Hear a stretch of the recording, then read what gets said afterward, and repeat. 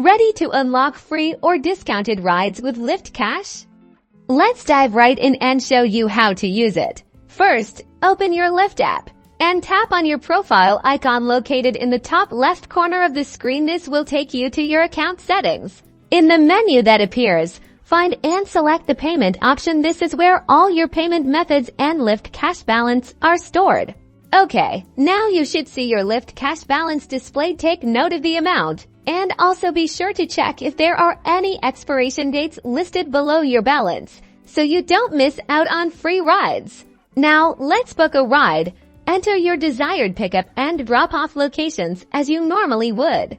Before confirming your ride, look at the bottom of the screen where your current payment method is displayed. Tap on this to change it. A list of available payment options will appear if you have Lyft Cash available. It will be listed here. Make sure Lyft Cash is selected as your payment method. You will now see the ride fare adjusted to reflect the deduction of your Lyft Cash. Review the new total and confirm your ride.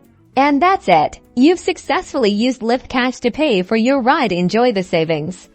Be sure to subscribe for more Lyft tips and tricks.